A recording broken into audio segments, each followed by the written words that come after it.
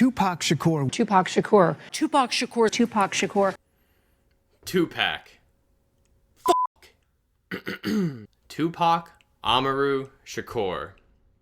One of the most legendary icons to emerge from the 90s, he was a brilliant, politically conscious voice for Black Americans, got off scot-free after shooting 2 police officers, and dropped one of the most savage diss tracks of all time after he was already dead. Undoubtedly, he personified the larger-than-life lifestyle that is emblematic of rappers. However, that lifestyle bred jealous foes and dangerous enemies. This is the shocking and fatal story of Tupac Shakur.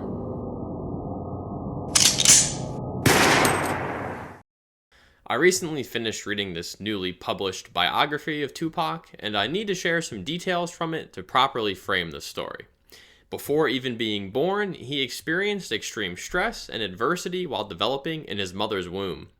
His mom, Keffe Shakur, was thrown in prison for her role in the Black Panthers organization during April of 1969. She and 20 other Panthers were charged with several counts of murder and conspiracy to bomb police stations. The actual trial commenced on September 8, 1970, a whole 17 months after their arrest.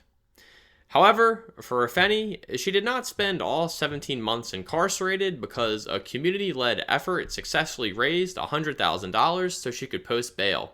For context, that $100,000 is equivalent to $831,000 in 2023 dollars.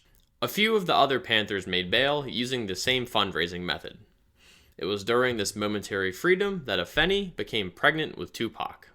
As if facing a maximum of 300 years in prison was not bad enough, some of her fellow defendants out on bail did not even show up to trial, as they had secretly fled to Algeria.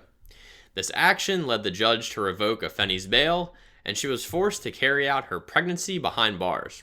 But this was not the only source of stress being imposed on her and her developing son. Despite only having a high school education, Keffe rejected the counsel representing the other 20 defendants and decided to represent herself, which she succeeded at. After the longest and most expensive trial to have ever taken place in New York at the time, the Panther 21 were acquitted on all counts.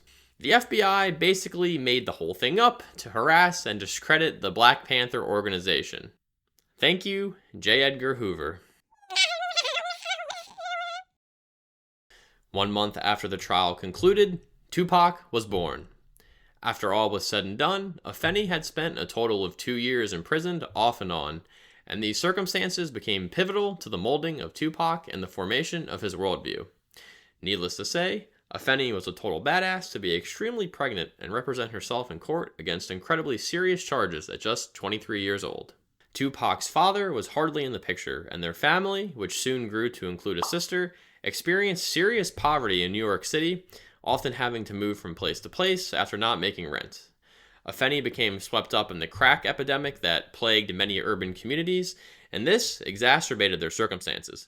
As a last-ditch effort to change environments and distance herself from a crack addiction, the family moved to Baltimore,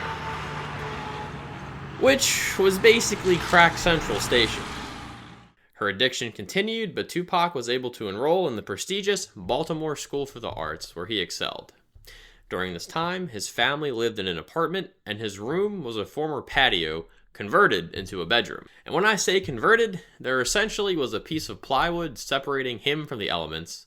So, his room was extremely cold in the winter and extremely hot during the summer. Despite her crack addiction, Keffe went to great lengths instilling history lessons and her expansive knowledge of oppression and the civil rights movement to Tupac. For punishment, she forced him to read the New York Times from cover to cover. Despite this method of punishment, he was still an avid reader of many books, including those that we all probably spark noted in school. Or maybe I'm dating myself here at the ripe age of 26, and no one actually uses spark notes anymore.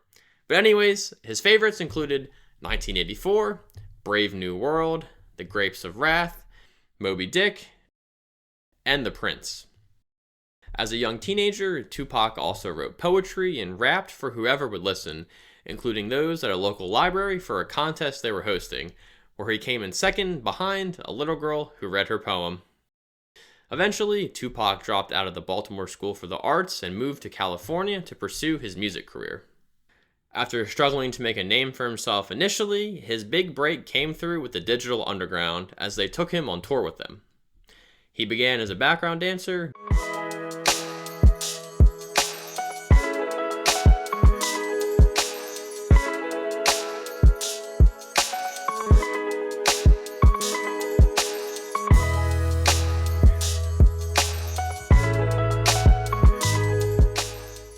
but eventually was allowed to spit some verses on stage.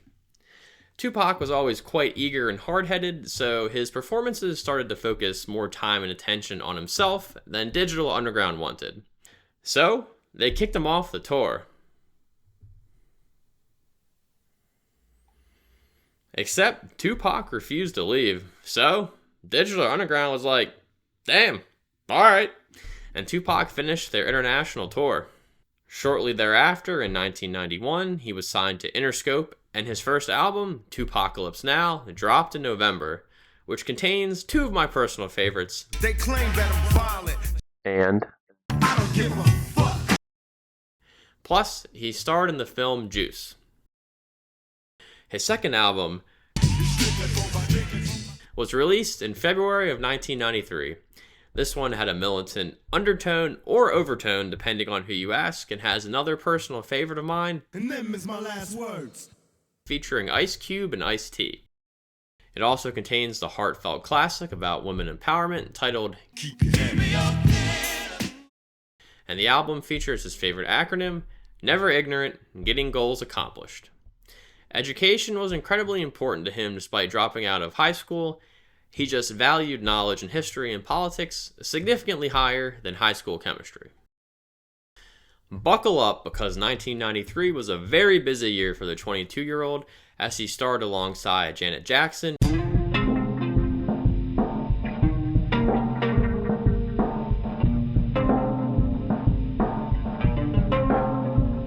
in a romance titled Poetic Justice. He also was introduced to the Notorious B.I.G., who had not yet risen to prominence, and they became friends. Lastly, as alluded to during the intro, Tupac shot 2 police officers and got away without punishment. How exactly did that happen? Well, the story goes that Tupac had concluded the show in Atlanta and was being driven back to his hotel room when his entourage stumbled upon 2 white men beating up a black man in the middle of the street. The 2 white men happened to be brothers and off-duty police officers Mark and Scott Whitwell. Their beef with the black man was that he allegedly almost hit them and their wives with his vehicle while they crossed the street. An argument ensued, and they started throwing down. Tupac ordered his car to halt, and everyone hopped out ready to intervene. Mark, dressed in plain clothes, pointed a gun toward the group, and Tupac fearlessly drew his own weapon. They exchanged gunfire, and Mark was shot in the abdomen while Scott took a bullet in the ass. With a job well done, Tupac and his crew departed for their nearby hotel and commenced smoking and drinking. Their hotel maintained a sightline over the scene of the incident, and not long after, the police showed up to the hotel room and arrested Tupac. In court, the brothers were found to have committed a comedy of errors. 1. They were heavily intoxicated during the ordeal. 2. They both were carrying weapons stolen from their department's evidence locker. 3. Said weapons were fired during the incident. Mr. Shakur was also found to have fired in self-defense and was released.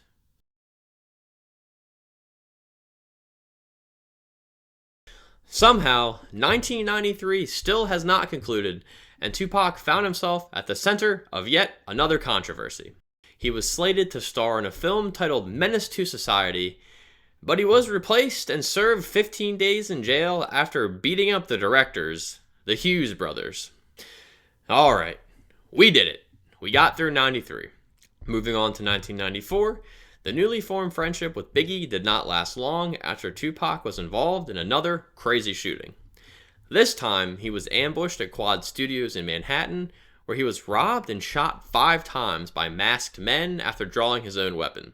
Tupac blamed Biggie and the fearless molester himself, Diddy, who were upstairs in the studio for setting him up, and thus sparked the infamous East Coast-West Coast feud. Who shot you? On Biggie's next album, cemented the notion of a setup in Tupac's mind, although Biggie denied the song was about him, claiming it was written before the shooting. After very narrowly escaping with his life, Tupac was convicted of sexual abuse in 1994. Prior to this conviction, Tupac appeared on the Arsenio Hall show, where he pleaded his innocence, but also, unbeknownst to him, low-key foreshadowed his untimely death. Yeah, I'm glad you and Mike are talking, man. Can you talk anything to them about that? Well, Tyson had been calling me from the before all the trouble. He was calling me just to say, I wish I was out while you was out. Like I heard you party, man. I want to be out there partying with you. He was giving me a lot of advice. I really look up to him something horrible. You know what I'm saying? So for him to tell me to calm down, I was like, ooh, it's time to calm down. If Mike Tyson is telling me that he heard about me from jail, calm down. I'm like, calm down. You know what I'm saying? Just like when you get like drunks coming to you going, look, man, take it easy. Like, man. As you just heard, Mike Tyson was trying to link up with Tupac, and we will hear more about that soon. But before moving on, let's discuss this sexual abuse case. The accuser was Ayanna Jackson, whom Tupac had rather unusual relations with previously, as he also discussed candidly during the same interview. Everything I did in my life coming out of a family and a household with just women, to get to this point, to have a woman said I took something from her.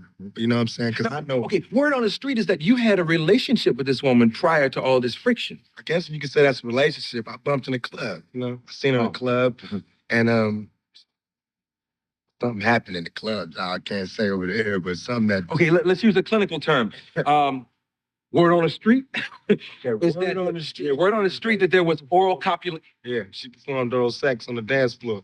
Now, it's a lot of guys out there that can say what they wouldn't do and what they would do, but when it happens, it just goes down. You know what I'm saying? And it's really...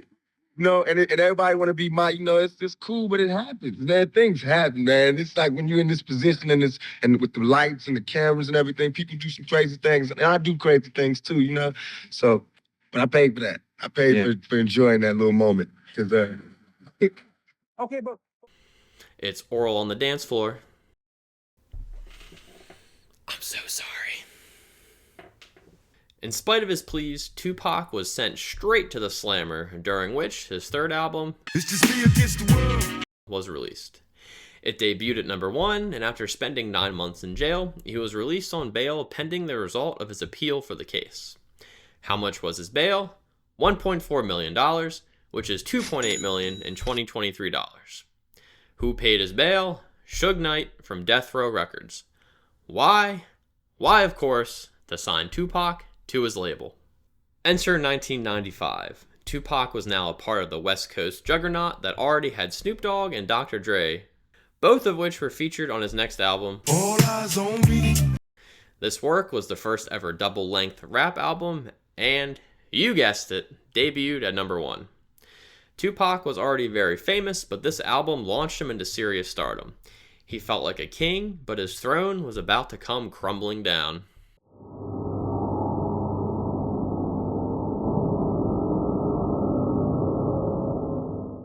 Tupac and Mike Tyson were finally in town together. He and his entourage drove right into the heart of Vegas to see the heavyweight bout between the human pitbull himself and Bruce Seldon. This fight was part of Tyson's comeback tour after serving almost 3 years in prison. This also was the fight before his first encounter with Evander Holyfield, who lost a chunk of his ear during their second fight. Bruce looked pretty frightened from the get-go, and only lasted 1 round after it seemed like he took a dive to get out of there before his brain was irreparably damaged. Afterward, in the lobby of the MGM Grand, Tupac and his crew jumped a man named Orlando Anderson after someone in Tupac's entourage recognized Orlando as the man that robbed him earlier that year. Following a successful beatdown, Tupac hopped in Suge Knight's black BMW as he drove them to his venue, Club 662, named after the numbers you would dial on a phone to type MOB, or Members of Bloods. Tupac's performance was actually going to count as community service that he had to do for previous crimes because the proceeds were going towards Barry's Boxing, a local nonprofit gym owned by a Vegas police officer to help keep kids out of trouble. En route to the club, bicycle-mounted police stopped the car for its loud music and lack of license plates on Las Vegas Boulevard. After the plates were located in the trunk, the cops released them without a ticket. Tupac was surely excited to get to the club after the tick-up because many A-list celebrities were going to be there, including the man of the hour himself, Mike Tyson. Except that black BMW never made it to the club. At approximately 11:15 p.m., they rolled to a stop at a red light on East Flamingo Road and Koval Lane. A white four-door Cadillac sedan pulled up next to the passenger side, and the rest is history. Tupac was hit 4 times with a .40 caliber Glock, once each in the arm and thigh, and twice in the chest. He was rushed to the University Medical Center of Southern Nevada, where he was heavily sedated and put on life support. In the ensuing hours, he lost a finger and had to have one lung surgically removed. Following a 6-day battle, he succumbed to internal bleeding from the bullets that ravaged his body in the front seat of Suge Knight's BMW. Despite such a high-profile killing, the police struggled during the early days of the investigation to piece together who was responsible.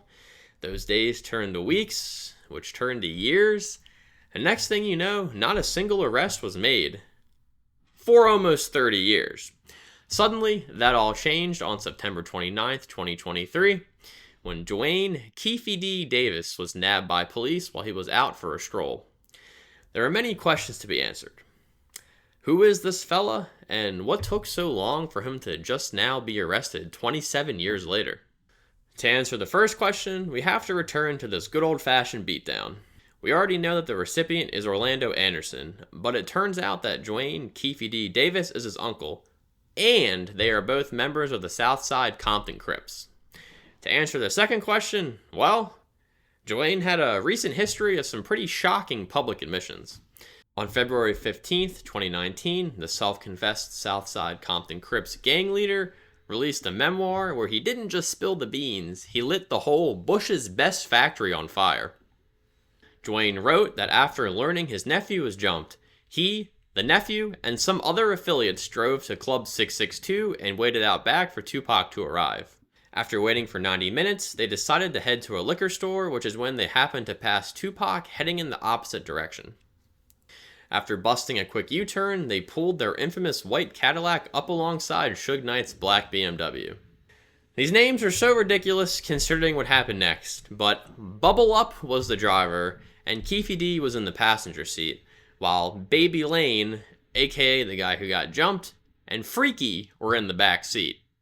Duane claims Tupac was hanging out the window like he was in a parade, when suddenly he reached under his seat to grab a gun, which is when someone from the back seat of the white Cadillac opened fire before speeding away.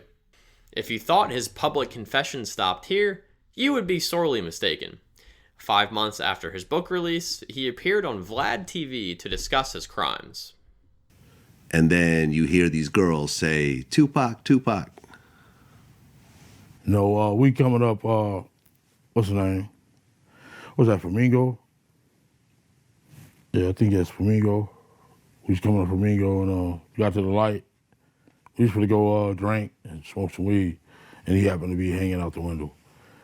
He was hanging out the window like he was in a parade. Tupac. Yeah, he was. So what happens next? And we just came, and shit. I ain't gonna go into the details like that, you know what I'm saying? But, you know, you got it in a book. You done played it, everything else, you know what I'm saying? Yeah. So someone from your car That's what happened. started shooting at Tupac and Suge. Lane starts blasting. You say Suge looks over, he sees you. He looks right at you. Yeah, he looked at me. Okay. When he looks over at you, and then, you know, Tupac's busy getting shot. Evidently, the story is Tupac's trying to either get out In of the the back seat or something. Yeah, what do you see happening inside of their Jumping car? in. I seen a bullet going Suge's head. I thought he was dead. So Orlando shot across Dre? He leaned over On the window, we rolled down the window, popped.